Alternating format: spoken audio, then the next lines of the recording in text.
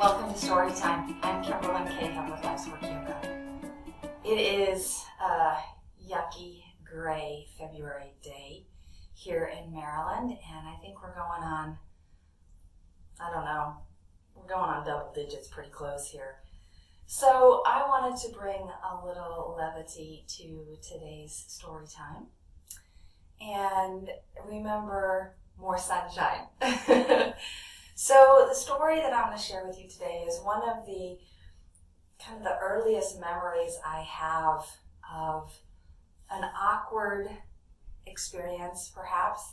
It's more even my mom's story to tell than it is mine. But the way I'm going to share it with you is to reframe it from the lesson that I took away from the story. And that is the lesson of loving someone in their imperfection. So I come from a family of 7 children. I'm the smack dab middle, 4th child. I have 3 older brothers, a younger sister and 2 younger brothers. And to this day, now that we're all grown up and have families of our own, and we live literally coast to coast here in the United States, from Washington State to Florida State. I think I'm the farthest northeast in Maryland, and then I've got family in between here and there. So there's 7 of us, and my parents live in another state beyond that.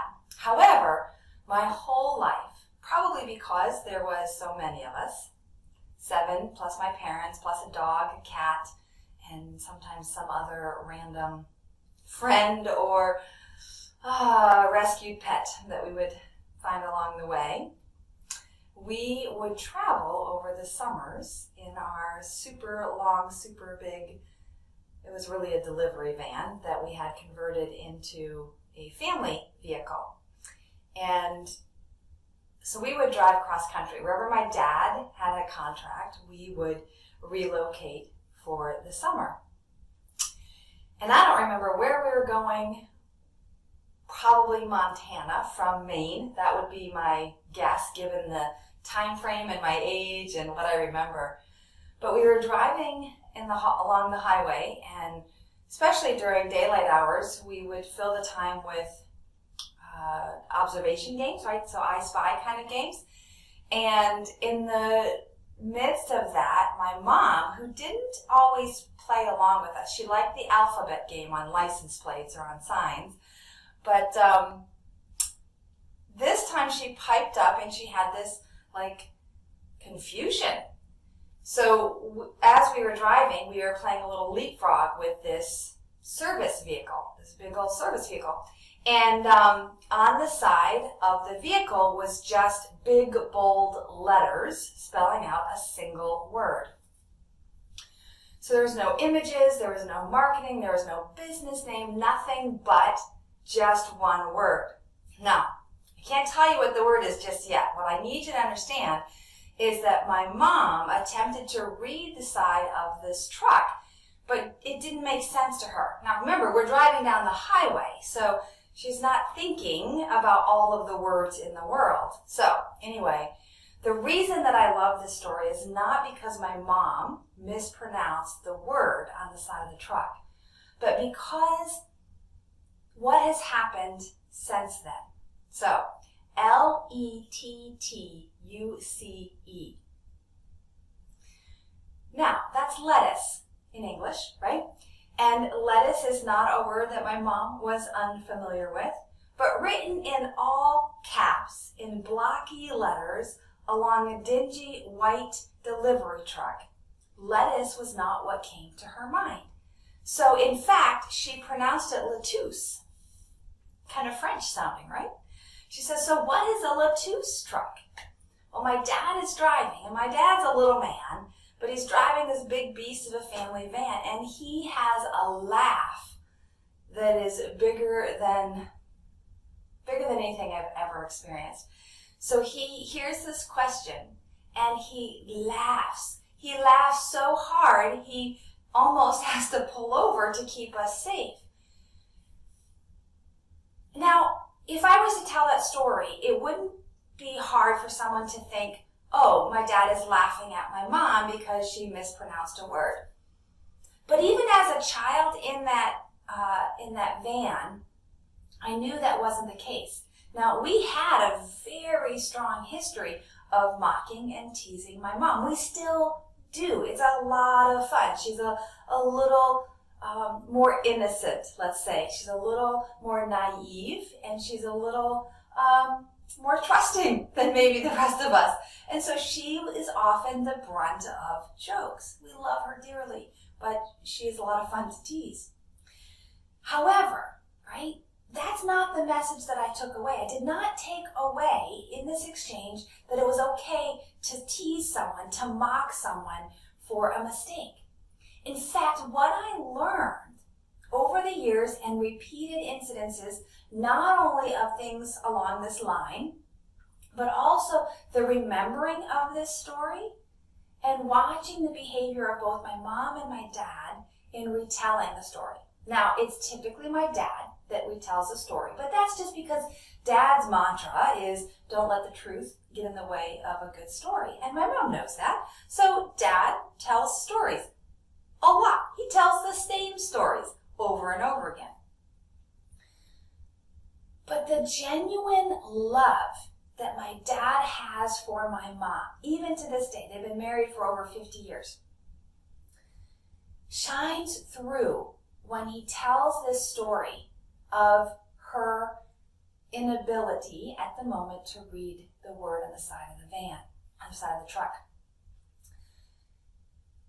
So what is it about our imperfection, our mistakes, that seem in our day and age, in our world today, even, 40 years ago, that we can make fun of people, we can belittle people, or take advantage of that opportunity to rise above as if somehow perfection makes us better, or at least not being the one in the mistake at the moment makes us better. Where did we get stuck? Where did we get tricked into believing that imperfection somehow is related to our value, right? So I want to just invite us all, perhaps, to one, be a little more compassionate today. It's the month of Valentine's Day, and one of my dear friends has her birthday on Valentine's Day, so I always like to shower her with extra love. But what if we could show love, not just when somebody does a grand gesture for us, but what if we were able to practice love towards those who are experiencing difficulty, those who are experiencing the rawness of being human, the imperfection. And I'm not saying that we love them despite their imperfections or, yeah, but that's not what I'm saying. What I'm asking is, I want to be loved for the quirkiness. I want to be loved for who I am entirely. And I am so fortunate that I have family and friends that do that have taught me. And specifically, this story of Let-OOse truck, right? It was fun. It was lighthearted, and it has turned into literally a 35, 40-year memory of the joy of almost driving off the road because my mom made a mistake, right? It didn't diminish her value as my mom. It didn't diminish her value even as a teacher of life's way. In fact, it enhanced because she was honest about her unknowing. And I don't know a lot of people who can truly stand in their own unknowing and say, I don't know what you're talking about. I don't know what that word means. Teach me, right? Help me understand. The Buddhists invite us to offer compassion before we have to worry about understanding why things happen, what things mean. And I think that's a really great application when it comes to interacting with people who are maybe outside of our culture or outside of our personal experience, is that if we can find the humanness, if we can allow each other to be imperfect and offer ahimsa, offer true compassion, true non-harming, and maybe even go so far as to offer wellness, inspired livingness, if I can make that a word. So that's my challenge for all of us today, is that how can we show love by appreciating, not just accepting, not just tolerating, but actually appreciating the humanness that we see in the world, the imperfections and the opportunities to show compassion. What's your story? Can we connect in a way that you are able to share your authentic self? Whether it's here virtually, whether it's a comment on this feed, or whether it's something that you just take on and back into your world. Find ways to share your stories. That's how we as humans can connect, and connect authentically. Have a great day. Bring out some sunshine on these gray days, these gray winter weird weathers. But whatever you do, I invite you to show up authentically.